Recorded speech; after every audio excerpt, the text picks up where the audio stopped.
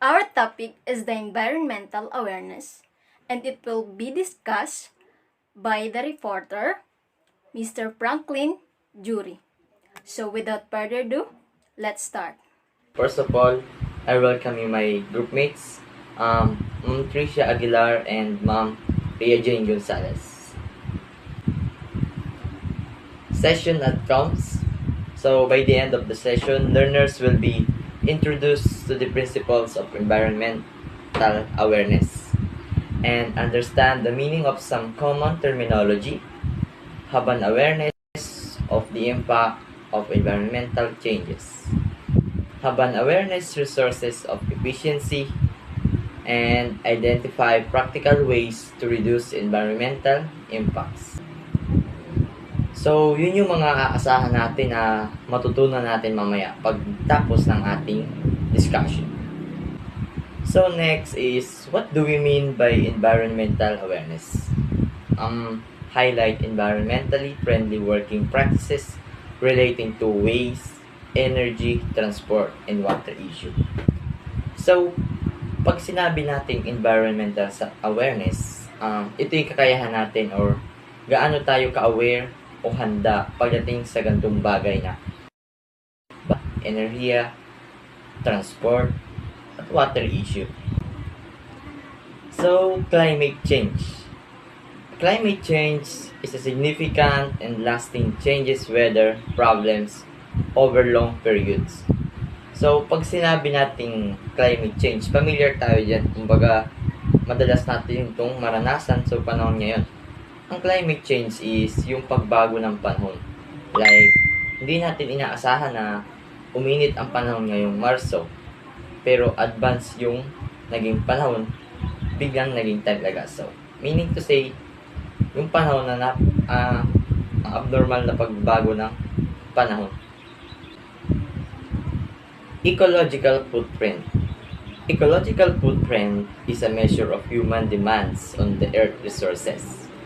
Amount of natural resources required to sustain our consumption and deal with our waste. So, ito yung halimbawa mga kumpanya, pagputol ng puno or pagtapon ng mga basura sa dagat. So, pumapasok ang ecological footprint o yung sobrang pagdemand ng tao sa environmental. Yung pagputol ng puno is sobrang dami and hindi nila kayang palitan. So, magandang loob na nagtatanim. Kumbaga, ginagawang project ang pagtanim ng puno. Pero, at the end, hindi pa rin sapat yung mga nababawas na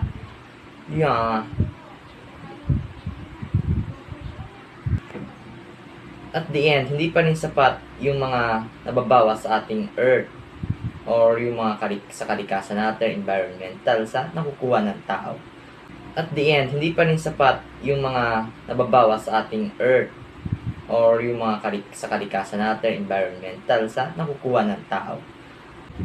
Then, after nun, sa pagputol ng puno, of course, nabawasan yung ating protekta sa atin in case of landslide sa mahabang pag-ulan. So, yun yung sinasabi natin na sobrang pagdemandang tao sa ating kalikasan na yung tipo na marami tayong napapakinabangan pero at the end, tayo rin yung mahihirapan kasi yung ating environment is humihila. So, next is carbon management, the process of managing an individual or organization's emissions of greenhouse gases. Carbon management sila yung namamahala sa ating kagubatan. Like, ang una nilang gagawin is pigilan yung mga tropical deforestation. Ibig sabihin lang is yung pagtapon at yung mga pagsunog ng mga basura or sa ating mga kagubatan. Next is yung pagtutol nila sa deforestation o pagputol ng mga puno. Isa din yan sa kanilang mga binabantayan or sinasagawang batas. And isa pa yung pagputol ng puno, sinasabi na papalawakin or may itatayo mga buildings. So, tutol din sila kasi napapaybayaan or napuputol natin yung mga puno or binabawasan natin yung ating kakayahan sa pag-produce ng carbon, oxygen. And isa pa yung solar energy, di ba? Familiar kayo yun kasi most of people ngayon or family is mayroong solar. Ang solar kasi is powered by the sun or sun rays. So, doon pa lang tipid na tayo kasi hindi natin kailangan mag-consume ng kung ano pang chemicals or whatever. At as long as kaya nating iharap yung ating panel sa araw, magkakaroon tayo o magkapag-produce tayo ng electricity na kayang ilawan ng isang tahanan. Sustainable development. Development that meets the needs of the present without compromising the ability of future generation to meet their own needs. Ito yung mga mga pangangailangan natin ngayon na hindi maapektuhan yung in the future. So, ano ito? Halimbawa nito yung wind energy. So, ang wind energy is na nagpo-produce siya ng electricity from wind or hangin. So, unlike dun sa mga factory na nagbubuga pa ng usok na mga dumi, so nakakasira sa ating environmental, air pollution, and also ozone layer. May isa pa yung green space. Pag sinabi natin green space, halimbawa maglalagay tayo ng spot o lugar kung saan nandun yung mga lake, trees, iba pa na kung saan meron tayong resting area, mabilis mag-produce ng oxygen na hindi polluted ang hangin. So, ito yung mga ilan sa mga impact of environmental changes or yung mga magiging epekto ng pagbabago ng ating kapaligiran. Key features: ecological footprint, average footprint, develop world resource use, need for food, transport, energy use, agriculture, deforestation, population growth, speed in which it takes to generate what we use in a year. Ilan dyan is yung pagdami ng panahon. Oh no! I mean, pagdami ng populasyon, kakulangan sa pagkakaubusan. So, kailangan natin mag-produce ng madami. Or, kailangan pa natin i-produce ng more food, transport, and also our consume energy. So, because yun lang naman is mangyayari if ever na nagkaroon tayo ng unsustainable development or yung ating kakayahan na dapat is ma-maintain natin na kaya natin kontrolin kung ano yung kailangan natin. But if ever na, in case na nagkaroon tayo ng environmental changes and hindi natin sustain yung ating mga pangangailangan, which is apektado talaga yung susunod na generation. Next is the key features of the science of climate changes. So, ano ito yung mga nagiging pagbabago sa paraan ng science of climate change. Yung pagbago ng panahon. Unang-una is global temperature rise, natural reason, and other greenhouse gases reduce ice caps, sea temperatures release of the greenhouse gases. Pag sinabi natin climate change in relation to environmental change is pagbago ng panahon nga, nagiging sanhi ng pagtunaw ng mga yelo, yung hindi natural na pagbago ng panahon which is napakabilis, sobrang init or sobrang lamig, may ganong panahon. Next is yung sa ating karagatan, hindi natin masasabi pero yung karagatan is mayroon din tinatawag na temperature is yung normal temperature ng sea and the abnormal temperature of the sea. And yung natural reason, so mayroon tayong mga vulkan is hindi ngayon umutok or mag-alboroto because of climate changes, napapagap yung kanilang paglabas ng chemical. So ito yung mga major impact ng global warming or pagbago ng panahon na hindi natin inasahan, yung mga abnormal na pagbago ng panahon, sobrang init na hindi natin dapat hindi ganito yung normal. Next, sea level rise, pagtaas ng tubig or yung pagtaas na nga ng tubig, ocean acidification, health, temperature rise, extreme weather, even deforestation, ecosystem strain, loss of biodiversity. Diba? Sila yung mga major impact na maaari natin experience or magiging sanhi ng pagbago ng panahon. So, global warming. The main cause of global warming is the emission of greenhouse gases such as carbon dioxide, methane, and nitrous oxide. Human activity over the past 250 years, including the burning of fossil fuel, change of the land use and agriculture, has increased the concentration of greenhouse gases in the Earth atmosphere. Pag sinabi natin global warming is yung pag-init ng temperature or Earth surface na hindi naman ganito dapat is dahil yan sa ating greenhouse. Yung napapabayaan na natin. Like, magsunog tayo ng mga basura. Apektado dito ang global warming na. Habang tumatagal is lumalaki yung chance na magkaroon ng global warming. So, meron tayo dito mga resources. The renewable and non-renewable.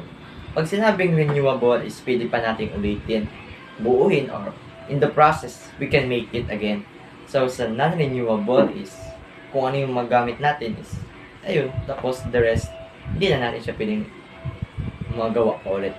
So, first, sa renewable, solar, wind, tides, hydropower, and so on, plants, trees, etc. in foods, sa sustainability natin sa environment. Sa non-renewable is yung hindi siya lumalaki o tumutubo. Fossil fuel, coal, gas, oil, and radioactive fuel, metals. So, diba? Pinagkaiba ng renewable sa non-renewable. So, meron lang akong ilan sa konting kalaman or a few facts about the environmental. So, we throw away more than 7 million tons of food and drinks every year from our houses, most of which have been safely consumed. So, yun. Sobrang dami daw nating kinakain. So, ayun. Sobrang dami daw nating mga natatapon o nasasayang na pagkain sa over the year o kada taon sa ating buong mundo. Next is by pursuing opportunities for reuse. The UK could reduce its reliance on raw materials, including rare earths, by as much as 20% by 2020. Next is our research show doubling the number of surplus reuse could save 2,000 tons of CO2 equivalent. At the moment, 83% of surplus are not reused and are sent to landfill or recycled.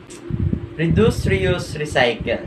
So, in order to minimize the impact of waste products on the environment waste, there are actions that we can take by reducing what we use, reusing products, and recycling waste. In groups, complete the waste hierarchy activity and then feedback your answer to your other groups. So, ang reduce, reuse, recycle is yung pag-recycle natin ng iyong bagay na pwede pa natin pakinabangan na para maka-iwas tayo sa pagsira sa environment is nakatulong tayo at nag-produce tayo ng mahalagang bagay na hindi natin nakukonsume kung ano yung kailangan in the future. And syempre, andun din papasok yung gamitin lang natin yung kailangan natin gamitin. So, huwag tayong masyadong paging sobra sa paggamit. Kapag nasa tamang paggamit lang dapat tayo. So, meron tayo dito to be followed, like waste hierarchy activity. The waste hierarchy, kung paano. So, una, reduce. Pag sinabing reduce, magbawas tayo. Or, i-maintain natin. Dapat sakto lang. Reuse. Yung mga bagay na pwede pa natin gamitin, is pwede gawin natin. Kumbaga, gamitin ulit natin. Then, recycle. So, yun yung mga bagay na pwede pa natin i-recycle. Halimbawa, mga bottle na pwede na kahit huwag niya itapon, gawin natin, i-recycle natin, like gawin natin paso na pwede pa natin pakinabangan. Then, energy recovery and disposal. Ay, siyempre, mahuhuli dun yung disposal, yung pagtapon natin sa tamang basurahan. Meron tayo dito mga tinatawag na waste types. Hazardous, non-hazardous, clinical or biological, and inert, inactive. So, pag sinabing hazardous waste may contain hazardous substances, may cause harm to the environment, or react with other materials. Next is non-hazardous, soils, welder material, sludge, inert material. Clinical or biological, sharps infected materials. So, clinical, from the word clinical, means from the hospital. So, ibig sabihin yun, ito yung mga waste na hazardous, like hospital waste from surgeries, hospital and clinics infections, organism, absorbent materials, or human and animal tissue. Inert inactive building waste such as rubble, bricks, stone, and wood. Old window, frames, guttering, paperwork, and other building related matter. So, ito yung mga solid, like paggawa ng bahay. Mga maaring harm sa ating sarili. So, ways to reduce. Boil only water you need, but only what you need. Buy things with less packaging. Cook food for only those eating. Switch off lights, monitors, appliances. Print on both sides of paper. Flush toilet only when needed, and solar power. Isolation in homes, service vehicle and equip regularly. Use public transport, and especially if you can take a walk, just walk. Ways to reuse. New ways of using materials. Reuse wrapping, boxes, plastic, and bags. A bag for life. Repair rather than dispose. Composting, paper, wood, food. Cheap pot from the local cheap shop. Use as diesel. Sell unwanted things. Reuse coffee cups, print on both sides, rechargeable batteries, gray water harvesting, and rainwater harvesting. So, meron tayo ditong recyclable resources.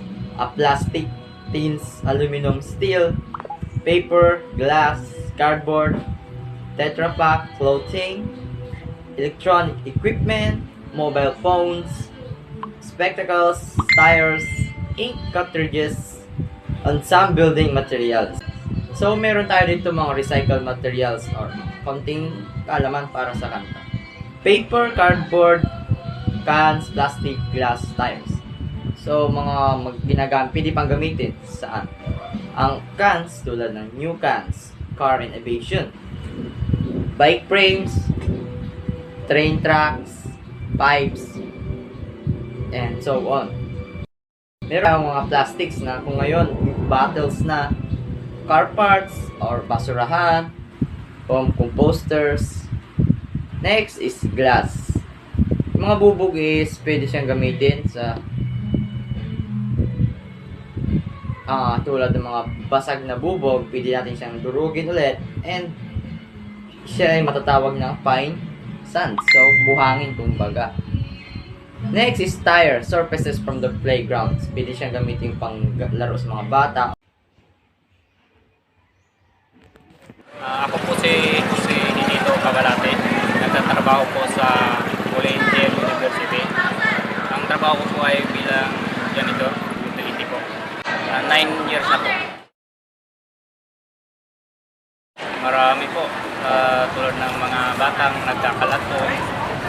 Kahit saan lang po itinatapon yung mga basura. Siguro nakakalimutan nilang ilagay sa trash can. Baga kinagawian na nila talagang ganyan. Naiwanan lang yung mga basura nila. Taking care of the environment may seem petty and unimportant to some people. We asked around, and many say they don't believe in climate change at all. However, I think our Earth says otherwise. Some people don't see the impact of their little actions that contribute to a larger scale. Or should we say, a global scale. Is climate change a byproduct of the world that has gone astray? A world where people don't care? I don't know. What I know is we live in a world where a lot of us are too busy with our own lives, too blind to see what's going on around us, too numb perhaps, too stubborn to wake up to the truth happening right before our eyes. We don't realize that we live in one planet, one Earth, one home. Environmental pollution contributed to the deaths of about 9 million people. That's nearly 15 times as many deaths from war and all forms of violence. That staggering figure comes from a study published this week in the medical journal The Lancet. A home that is not just meant for us, but for our children and our children's children and their children. Maybe it's our lifestyle, our attitude, and what we are brainwashed to do.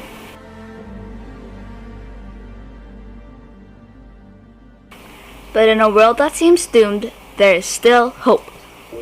That hope is in each and every one of us.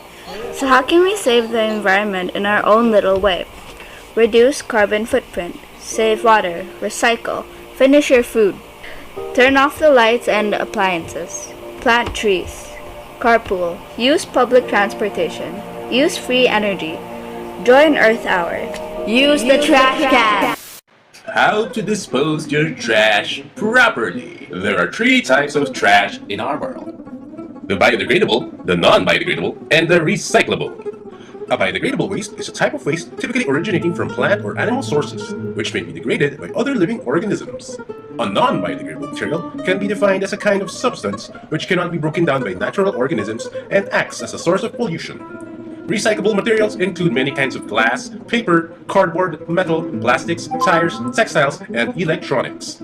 Okay, got it? Got it! Fun fact: planet Earth is 4.5 billion years old.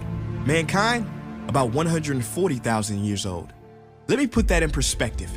If you condense the Earth's lifespan into 24 hours, that's 1 full day, then we have been here on this planet for, drum roll please, 3 seconds. 3 seconds. And look what we've done. We have modestly named ourselves Homo sapiens, meaning wise man. But is man really so wise? Smart, yes, and it's good to be smart, but not too smart for your own good. Yes, we have split the atom. Yes, we build clever machines that navigate the universe in search of new homes, but at the same time, those atoms we split created nuclear warfare. In our quest to explore the galaxy, rejects and neglects the home that we have here now, so no, that cannot be wisdom. Wisdom is different. While intelligence speaks, wisdom listens, and we willingly covered our ears to Mother Nature's screams and closed our eyes to all of her help-wanted signs. Wisdom knows that every action has an equal and opposite reaction, so if we were wise, we would not be shocked when we see storms that are stronger than ever before, or more drought, hurricanes, and wildfire than ever before, because there's more pollution than ever before, more carbon, more trees cut down than ever before. At a record pace, we have increased the extinction of animals by 1,000 times the normal rate. What a feat. In the next 10 to 100 years, every beloved animal character in every children's book is predicted to go extinct. Lions gone, rhinos gone, tiger, gorilla, elephant, polar bear gone. In 3 seconds. Species that have been here longer than us will be gone because of us. In this 3 seconds. In an existence shorter than a Vine video, we turn the circle of life into our own personal conveyor belt. Somebody, anybody help. We were given so much, the only planet in this solar system with life. I mean, we are 1 in a million. No, actually, scientifically, we are 1 in a billion, trillion.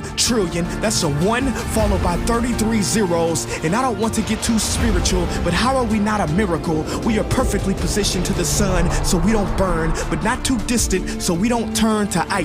Goldilocks said it best, we are just right. This paradise where we are given medicine from trees, not coincidentally, but because like the song says, we are family. Literally, everything, every species is connected genetically, from the sunflower to the sunfish. And this is what we must recognize before it's too late, because the real crisis is not global warming, environmental destruction, or animal agriculture. It is us. These problems are symptoms of us, byproducts of us. us, our inner reflection. Loss of connection has created this misdirection. We have forgotten that everything contributes to the perfection of Mother Nature. Corporations keep us unaware and disconnected, but they have underestimated our strength. Contrary to popular belief, millions are waking up out of their sleep, seeing our home being taken right up under our feet.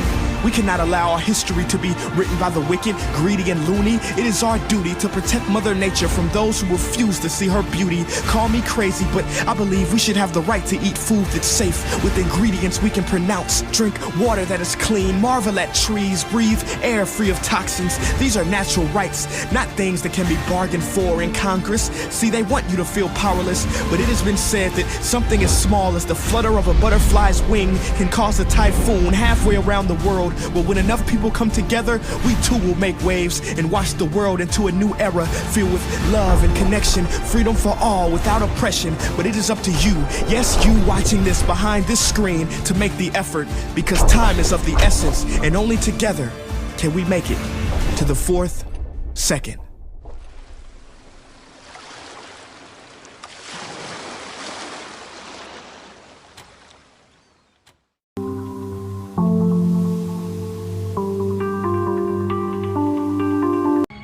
So that's all for today. Thank you for the participants, and I hope you have learnings in our topic.